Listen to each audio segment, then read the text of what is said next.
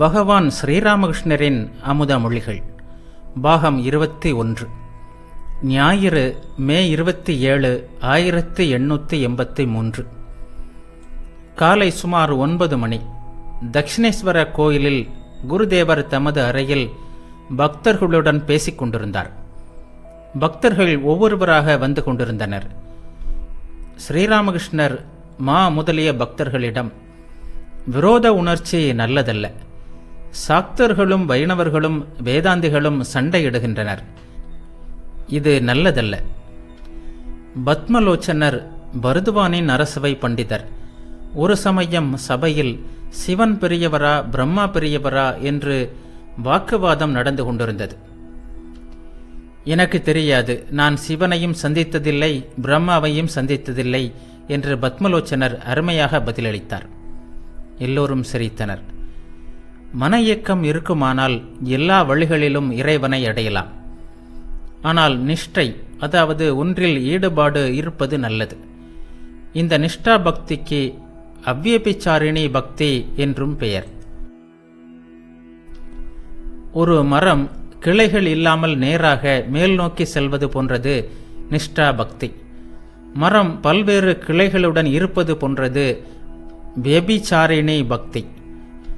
கோபியரிடம் நிஷ்டா பக்தி இருந்தது.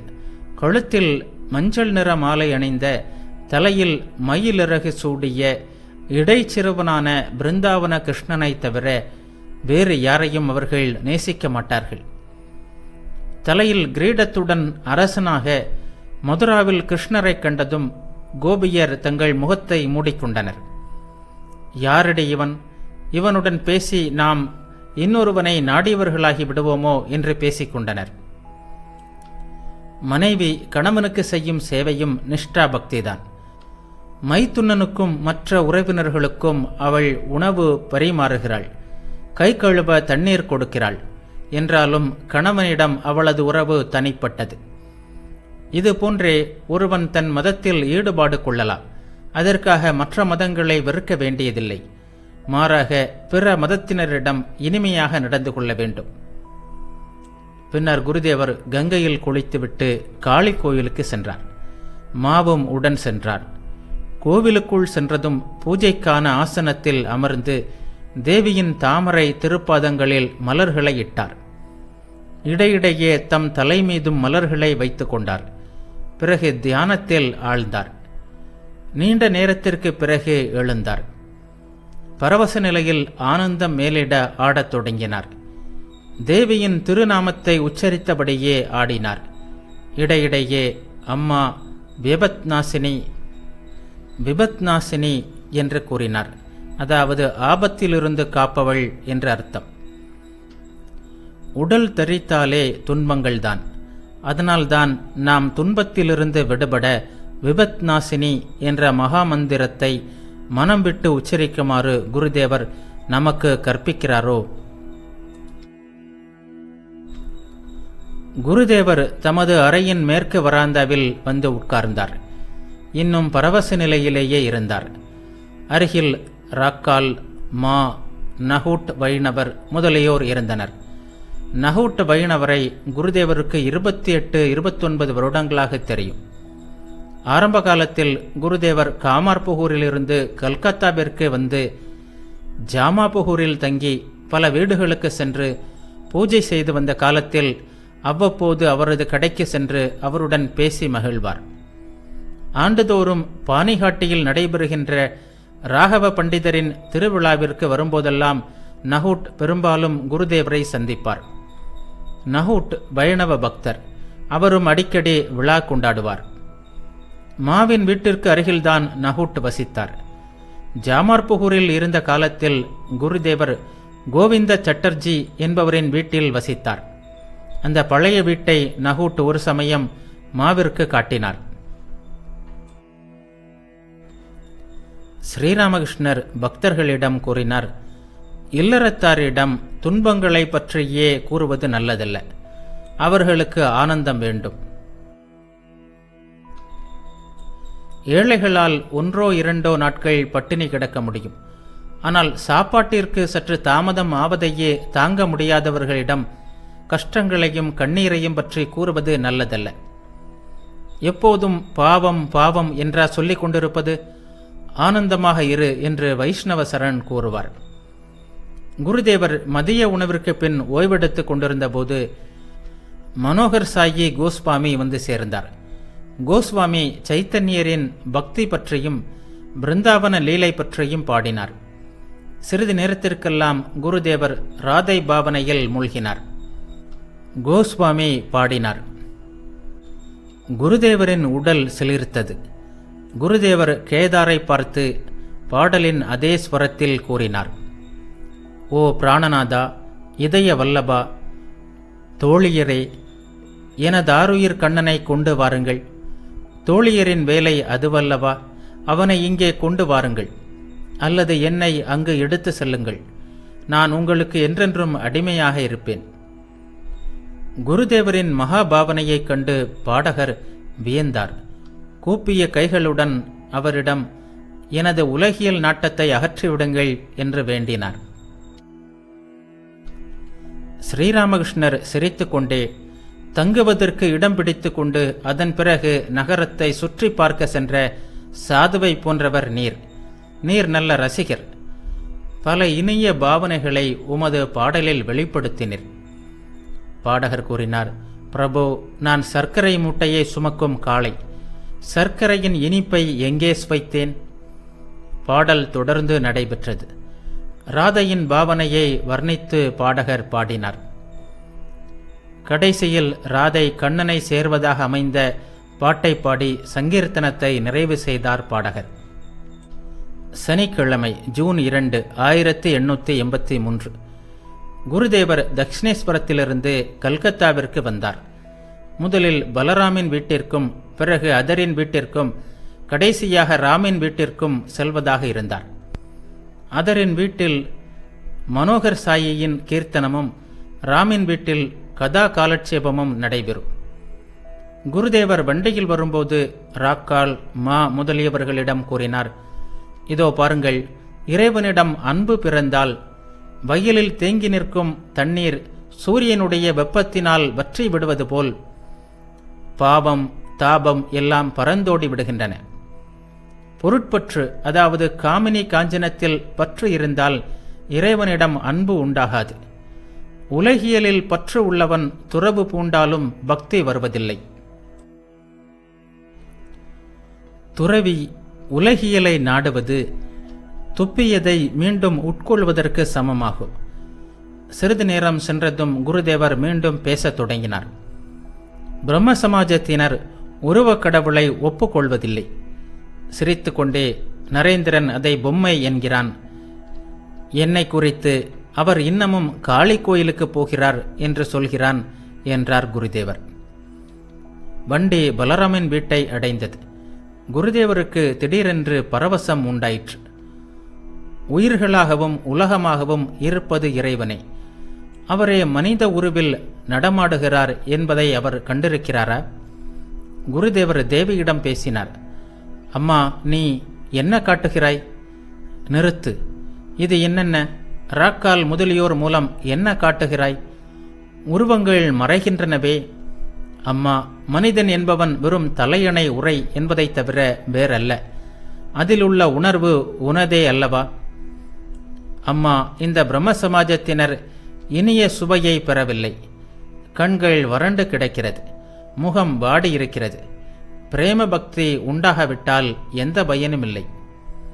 அம்மா, எனக்கு என்னை போன்ற ஒருவனை துணையாக கொடு என்று உன்னிடம் கேட்டேன். அதற்காகத்தான் ராக்காலை தந்திருக்கிறாய் போலும். குருதேவர் பின்னர் அதரின் வீட்டிற்கு சென்றார். மனோகர் சாயி பாடுவதற்கு தயாராக இருந்தார். பல பக்தர்களும் அண்டை வீட்டினரும் குருதேவரை தரிசிப்பதற்காக அதரின் வீட்டு வரவேற்பறையில் வந்து கூடியிருந்தனர். குருதேவர் பேசுவதை கேட்க எல்லோரும் ஆவலாக இருந்தனர். ஸ்ரீராமகிருஷ்ணர் பக்தர்களிடம் கூறினார், உலக வாழ்க்கை, முக்தி இரண்டும் இறைவனது விருப்பப்படி நடப்பவை. அவர்தான் நம்மை உலக வாழ்க்கையாகிய அறியாமையில் வைத்திருக்கிறார். அவரே விரும்பி நம்மை அழைக்கும்போது முக்தி கிடைக்கிறது. குழந்தை விளையாட சென்றுள்ளான். சாப்பிடும் நேரம் வந்ததும் தாய் அவனை அழைக்கிறாள். தேவி ஒருவனுக்கு முக்தி அளிக்கும்போது அவனுக்கு சாதுக்களின் தொடர்பை தருகிறாள். தன்னை அடைவதற்காக அவனது மனம் ஏங்கும்படி செய்கிறாள். பக்கத்து வீட்டுக்காரர் கேட்டார், சுவாமி, எப்படிப்பட்ட மன இயக்கம் வேண்டும்? ஸ்ரீராமகிருஷ்ணர் கூறினார், வேலை போன குமாஸ்தாவின் மனம் எப்படி துடிக்குமோ அப்படிப்பட்ட இயக்கம். அதாவது வேலை காலி இருக்கிறதா என்று கேட்டபடியே அவன் தினமும் பல ஆபீஸ்களில் ஏறி இறங்குவான். அதுபோல் மன இயக்கம் வந்தால் இறைவனை எப்படி பெறலாம் என்று அவன் துடிதுடிப்பான். சிலர் மீசையை முறுக்கிவிட்டு வெற்றிலையையும் போட்டுக்கொண்டு கால் மேல் கால் போட்டபடி அட்டகாசமாக உட்கார்ந்து கொண்டிருப்பார்கள். இவர்களால் இறைவனை அடைய முடியாது. பக்கத்து வீட்டுக்காரர் கேட்டார், சாதுக்களின் தொடர்பால் இந்த மன இயக்கம் ஏற்படுமா? ஸ்ரீராமகிருஷ்ணர் கூறினார், ஆம், ஏற்படலாம். ஆனால் ஆஷாட பூதிக்கு ஏற்படாது. சாதுக்களின் சுரை குடுக்கை அவர்களுடன் 4 தீர்த்தங்களுக்கும் சென்று வருகிறது. இருந்தாலும் அது எப்படி இருந்ததோ அப்படியேதான் இருக்கிறது. அப்போது கதா காலட்சேபம் ஆரம்பமாகியது. கோஸ்வாமி ராதையை பற்றி கூறத் தொடங்கினார். கதா காலட்சேபம் முடிந்த பிறகு குருதேவர் பக்தர்களிடம் பேசினார். ஸ்ரீராமகிருஷ்ணர் கூறினார், கோபியர் காத்யாயினி பூஜை செய்தனர். எல்லோரும் மகாமாயையான அந்த ஆத்யாசக்திக்கு அடங்கியவர்கள். அவதார புருஷர்கள் கூட மாயையின் துணை கொண்டே தங்கள் காரியங்களை செய்திருக்கிறார்கள்.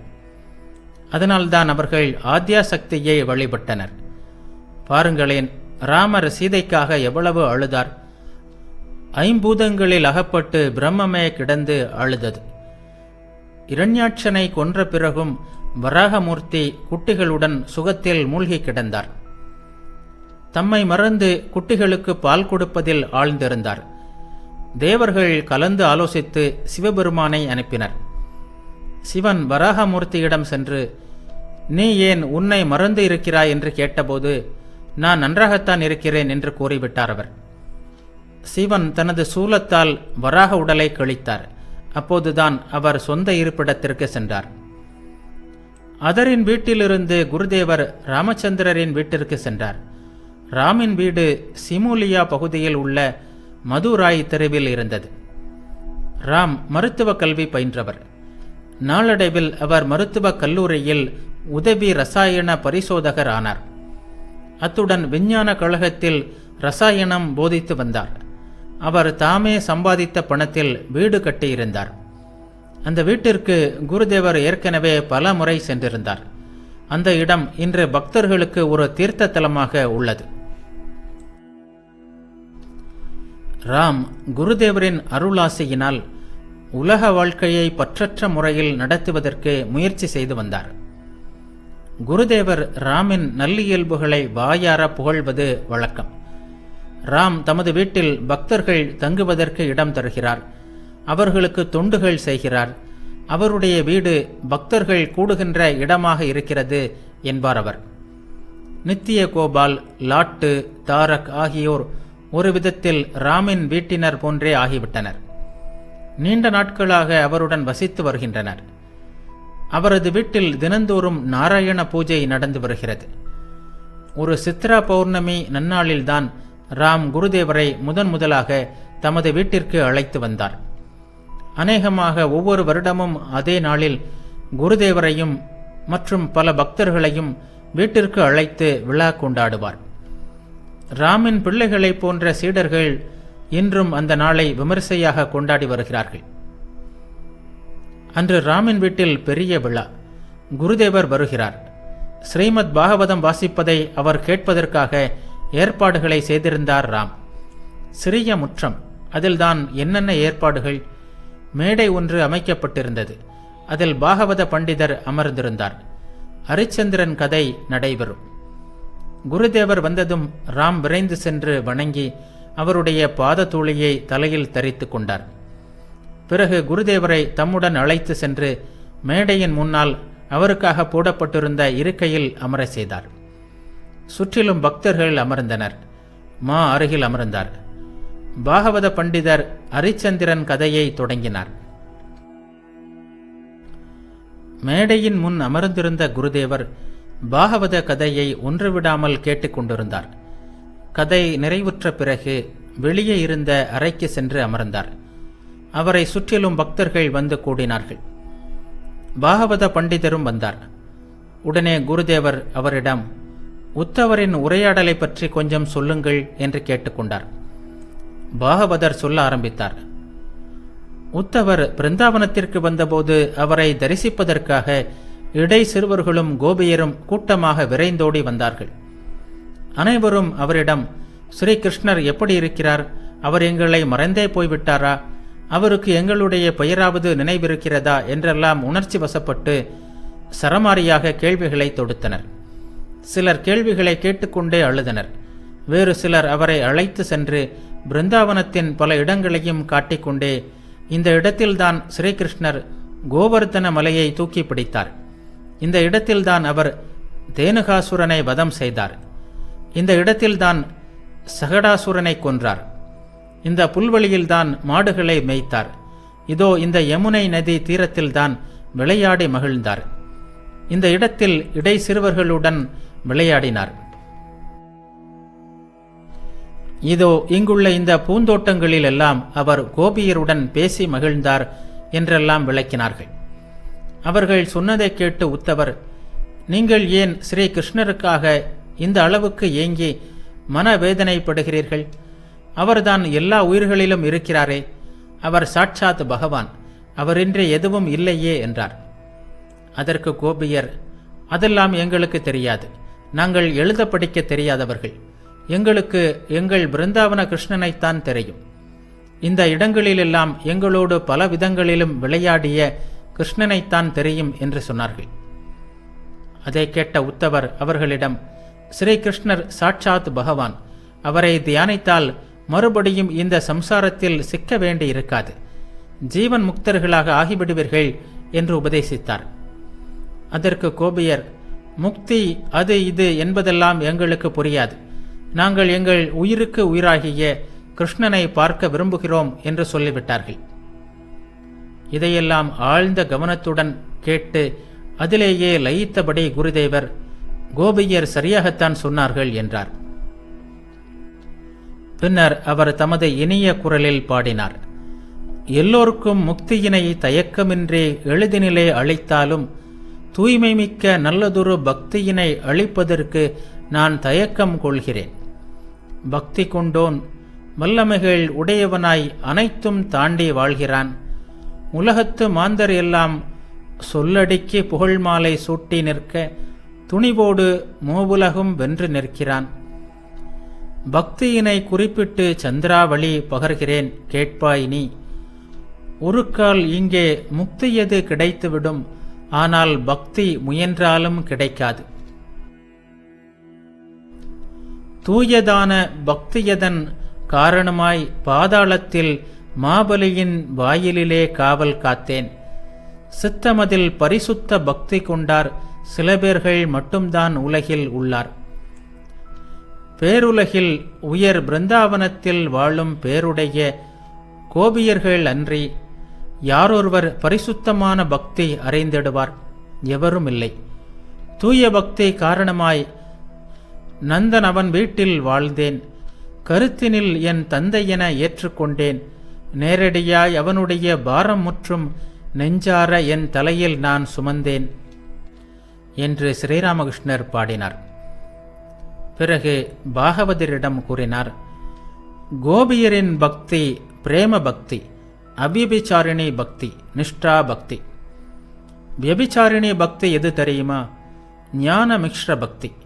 அதாவது கிருஷ்ணரே எல்லாமுமாக ஆகியிருக்கிறார். அவரே பரபிரம்மம், அவரே ராமர், அவரே சிவன், அவரே சக்தி என்ற ஞானம் கலந்த பக்தி. ஆனால் இதுபோன்ற ஞானம் பிரேம பக்தியில் இல்லை. ஒரு சமயம் துவாரகைக்கு ஆஞ்சநேயர் வந்து எனக்கு சீதாராமரை தரிசிக்க வேண்டும் என்றார். ஸ்ரீகிருஷ்ணர் ருக்மிணியிடம், நீ சீதையாக மாறி அமர்ந்து கொள், இல்லாவிட்டால் ஆஞ்சநேயரிடமிருந்து தப்ப முடியாது என்றார். பாண்டவர்கள் ராஜசூய யாகம் செய்தார்கள். எல்லா அரசர்களும் யுதிஷ்டிரரை சிம்மாசனத்தில் உட்கார வைத்து அவரை வணங்கினார்கள்.